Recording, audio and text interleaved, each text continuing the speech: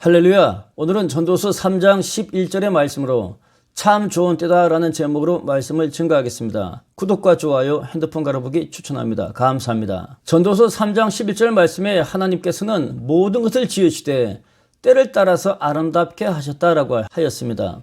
모든 것에는 시간도 포함이 됩니다. 우리가 지금 어떠한 시간대를 살고 있든지 그때는 가장 귀한 것이랍니다. 그림은 나는 죽을 때까지 재미있게 살고 싶다라는 책입니다. 이 책은 이화여대 명예교수인 이근우 박사님이 지으신 책입니다. 이분이 이근우 박사님이십니다. 이근우 박사님께서 젊은 인턴 시절 한 교수님이 그에게 나이를 물었다고 했습니다. 자네 나이가 몇 살인가? 그때 저자는 저는 몇 살입니다 라고 그의 젊은 나이를 이야기했습니다. 나이를 들은 교수님은 참 좋을 때다 라고 대답을 하셨다 합니다. 저자가 전문의가 되었을 때도 그 교수님은 자네 나이가 올해 몇 살인가? 라고 질문하셨고 역시 올해 나이가 어떻게 됩니다? 라고 대답을 하니까 역시 정말 좋은 때다 라고 이렇게 대답을 하셨답니다. 그 교수님은 번번이 저자에게 나이를 물었고 나이를 들을 때마다 번번이 참 좋을 때다 이렇게 대답을 하셨다고 합니다. 그리고는 저자가 후에 나이가 들어서 그 질문의 뜻을 깨달았다고 합니다. 교수님은 지금 너의 나이가 가장 좋은 때야. 넌 지금 가장 좋은 때를 살고 있어. 지금을 가르쳐 주시기 위하여서 번번이 나이를 물어보았던 것이죠. 이 책을 지었을 당시 저자는 78세였습니다. 저자는 이야기하기를 만약 그 교수님을 만나 뵈어서 그가 또다시 나이를 묻는다면은 저는 지금 78세입니다. 가장 좋은 때죠. 라고 대답할 준비가 되었다고 합니다. 지금 이 저자는 90세가 훨씬 넘었고 많은 질병을 몸에 거머쥐고 있지만 젊은이 못지아니하는 즐거움과 호기심과 모험으로 가득 찬 삶의 즐거움을 누리고 있습니다. 우리가 살고 있는 지금 이 순간이 하나님이 우리에게 주신 가장 빛나는 아름다운 좋은 때인 줄 믿습니다. 예수님의 경우를 한번 보겠습니다. 그림은 강보에 쌓여서 어머니 모친 마리아의 품속에 누워있는 아기 예수님의 모습입니다. 그 옆에 목자들이 있습니다. 주님의 천사가 하늘에서부터 나타나서 목자들에게 이야기합니다. 오늘 다윗의 동네에 너희를 위하여서 구주가 나셨으니 곧 그리스도 주시니라. 너희가 가서 강보에 쌓여 구유에 누워있는 아기를 보리니 이것이 너희에게 표적이라 하였습니다. 예수님은 하나님의 은혜와 성령의 풍성한 능력으로 말미암아 마리아의 배에 잉태되었습니다. 천사는 마리아에게 이렇게 이야기했습니다. 무서워하지 말라. 네가 하나님께 은혜를 입었느니라. 잉태하여 아들을 낳으리니 그 이름을 예수라 하라 하였습니다. 우리 모두는 마리아와 예수님처럼 하나님의 특별한 때와 섭리와 사랑을 힘입어서 이 땅에 태어납니다. 잉태한 부모에게는 큰 기쁨이고 태속의 아이도 잉태된 순간부터 관계된 모든 사람들의 커다란 축복인 것입니다. 태어난 아기는 세상의 걱정 근심 없이 어머니의 젖을 넉넉히 빱니다. 우리 모두는 이렇게 하나님의 특별한 섭리를 힘입어서 부모의 육신을 빌어 이 땅에 태어났습니다. 참으로 존귀한 때를, 가장 좋은 때를 우리는 이미 소유하였습니다. 그림은 12살의 예수님이십니다. 누가복음 2장 말씀에 예수님께서 12살이 되셨을 때에 관리에 따라서 예수님의 부모님과 예수님은 예루살렘에 올라가셨습니다. 그리고 며칠 있다가 다시 돌아왔는데 예수님은 돌아오는 행렬에 친족들 사이에 보이지 아니하였습니다. 하루가 지나도 보이지 않기에 그 발걸음을 돌려서 예루살렘으로 다시 되돌아갔습니다. 예루살렘을 헤매어 본 결과 사흘 후에 성전에서 예수님을 만났습니다. 예수님은 그 율법의 선생들 중에 앉아서 듣기도 하며 묻기도 하며 듣는 자가 다 예수님의 지혜와 그 대답을 놀랍게 여겼다 하였습니다. 12살 예수님은 지혜와 키가 자라면서 하나님과 사람에게 더욱더 사랑스러워 가시더라 라고 말씀하였습니다. 12살 성장기, 몸과 마음과 꿈이 자라는 아름다운 시기 아니겠습니까? 80년대 그룹 사운드 산울림의 기구쟁이란 노래가 있습니다. 그 가사는 다음과 같습니다. 우리 같이 놀아요. 띠을 띠며 공을 차며 놀아요. 우리 같이 불러요. 예쁜 노래, 고운 노래 불러요. 이마엔 땀방울, 그리고 우리의 마음엔 꽃방울이 가득하다 하였습니다. 그리고 이 개구장이는 나무에 오를래, 나무에 오를래, 하늘에 오를래, 하늘에 오를래. 얼마나 아름답습니까? 가장 빛나고 아름답고 신나는 시절, 우리는 이미 그 시절을 소유하였습니다. 늙지 아니하는 피터팬처럼 항상 마음에 호기심과 개구장이의 익살과 즐거움을 항상 누리시고 항상 어린이로 사시기를 주의 이름으로 축원합니다. 그림은 모든 죄를 짊어지신 예수님의 십자가의 모습입니다.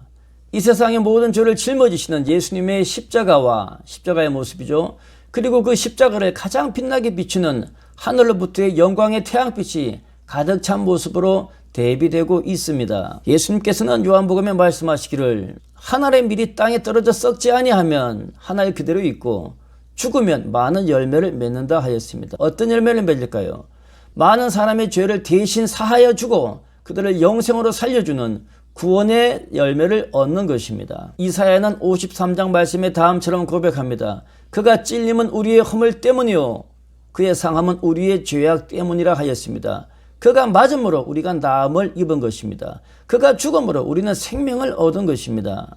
청장년기의 예수님께서는 십자가를 짊어지셨던 것입니다. 엘리 엘리 라마 사박다니 나의 하나님 나의 하나님 어찌하여 나를 버리셨나이까. 십자가는 나를 버려야 짊어지는 것입니다.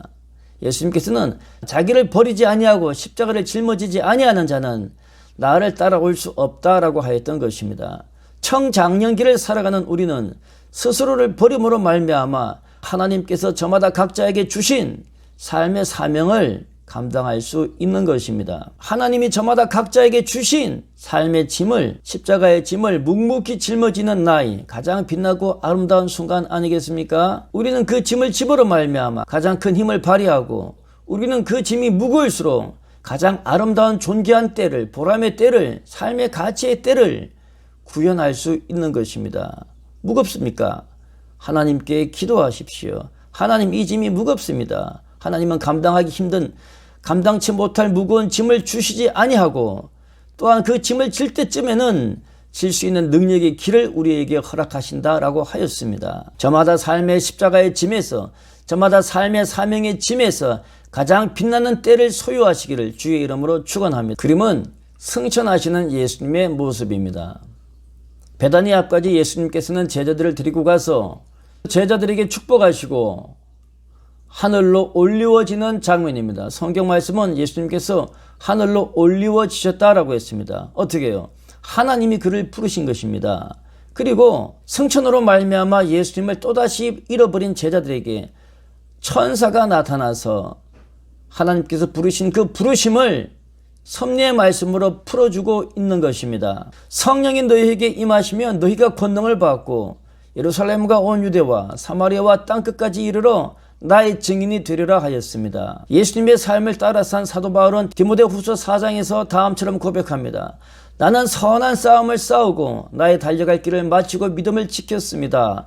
이제 후로는 나를 위하여서 하나님의 의의 면류관이 준비되어 있습니다 라고 고백하였습니다. 우리 모두는 하나님으로부터 부르심을 받습니다. 시편 90편 말씀에 우리 모두는 지나간 일평생의 삶을 밤의 한순간처럼 남기고 티끌로 돌아갑니다. 하나님은 너희 인생들은 티끌로 돌아가라 하셨고 우리를 부르시기 때문입니다. 우리의 죽음은 하늘아버지 앞에 불리어 올라가는 거룩한 면류관의 부르심인 것입니다.